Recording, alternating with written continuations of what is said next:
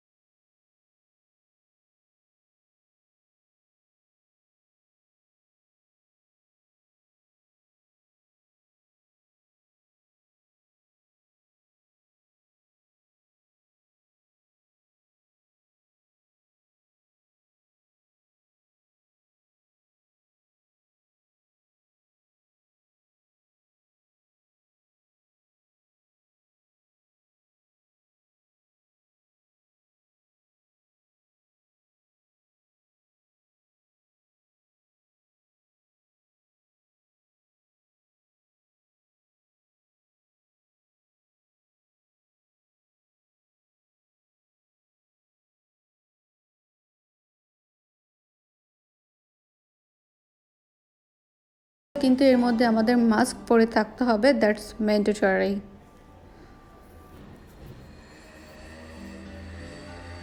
দেখতেই পাচ্ছ এই বাজার ম্যাক্সিমামই হচ্ছে বৃদ্ধ লোক।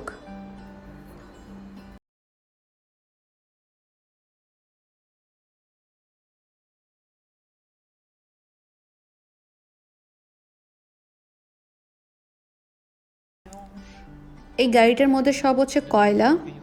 এই কয়লা কিনে মানুষ বারবিকিউ করে। এখান থেকে শুরু হয়ে গেল ফ্রেশ ভেজিটেবলস। সবার এরকম একটা গাড়ি থাকে, এই গাড়িতে করে তারা তাদের যেই সবজিগুলো চাষ করে, মাছ চাষ করে, তা নিয়ে আসে, সব কিছু এভাবে ফ্রেশ বিক্রি করে। দেখো সবগুলো vegetables fruits very very fresh আর খুব টাটকা। যেভাবে ওরা পেঁয়াজটা রেখেছে, এটা দেখে আমার বাংলাদেশের কথা মনে পড়ে গিয়েছে। এভাবে পেঁয়াজ রাখা আমি নর্মালি চটপটির দোকানগুলোতে দেখতাম। আমি চটপটি খুব মিস করি। ইনশাল্লাহ বাংলাদেশে গিয়ে মন ভরে চটপটি, ফুচকা, বেলপুরি এগুলো খাবো। আগে স্কুল ভার্সিটিতে থাকতে শুধু ফ্রেন্ডদের সাথেই চটপটি ফুচকা খেতাম। ওই লাইফটা আসলেই ডিফারেন্ট। ওই লাইফটা আর ফিরে পাওয়া যাবে না কখনো, because every one is busy with their life. আমি এখন পুরা বাজারটা তোমাকে দেখাবো, আশা করি তোমাদের ভালো লাগবে। তো রিহানের বাবা হঠাৎ দেখলো যে এখানে একটা মধুর নিয়ে বসেছে লোক। এই মধুগুলো সে নিজে সংগ্রহ করে দেন সেটা সংরক্ষণ করে, তারপরে নিজেই এসে সেল করে। সো এটা একদম ফ্রেশ। এখন এর আগেও রিহানের বাবা একটা ছোট কিনেছিল, তারটা শেষ, এখন সে আর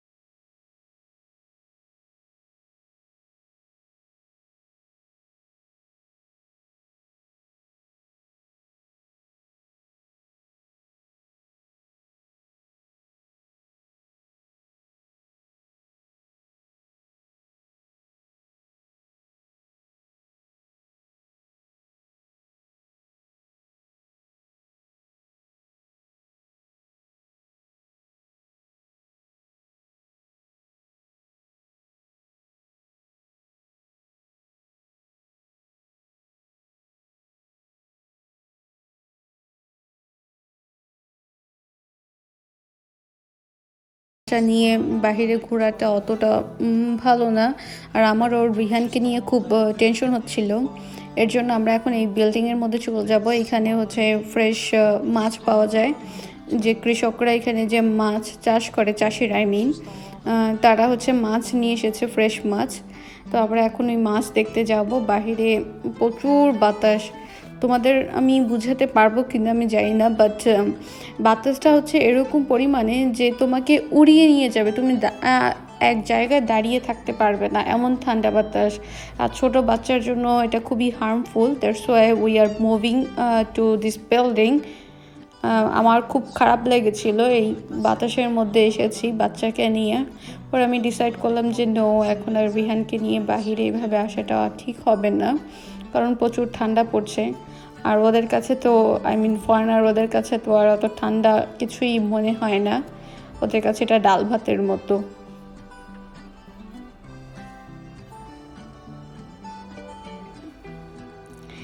এখানে যে বৃদ্ধ মহিলা অত পুরুষগুলো আছে, তারা খুবই খুবই ভালো। আর সবাই রিহানকে খুব পছন্দ করে। যখনই রিহানকে কেউ দেখে সবাই আসে তার সাথে একটু কথা বলতে, একটু তাদের এন্টারটেন করবে, অথবা তারা তার সাথে একটু খেলবে, কথা বলবে।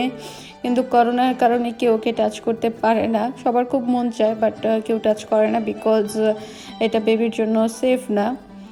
বাট তারা খুব ট্রাই করে তার সাথে কথা বলতে, বাট সে খুব মুড নিয়ে থাকে। আমি জানি না তারা তো মুড কোথায় থেকে আসে, যখনই কেউ তার সাথে কথা বলতে আসে সে খুব মুডই হয়ে থাকে, তার মধ্যে খুব ভাব সে এমন ভাব নিয়ে থাকে যে সে কাউকে পাত্তাই দেয় না, কেউ তার কাছে কিছুই না, he is everything.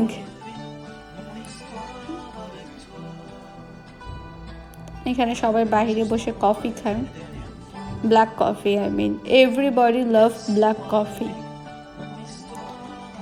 in here, but I আমি আমার পাশে যখন বলি যে I like black coffee, but তারা বলে যে নো, তারা খাইতেই পারে না। এখন আমি বিল্ডিংয়ের মধ্যে চলে এসেছি। এখানে সব ফ্রেশ মাছ এবং বেকারির জিনিসগুলো পাওয়া যায়। দেখতেই পাচ্ছ কত ইয়ামি ইয়ামি খাবার, বাট সব সুইটস। আর সুইটস আমার জন্য স্পেশালি নট গুড। এখানে হচ্ছে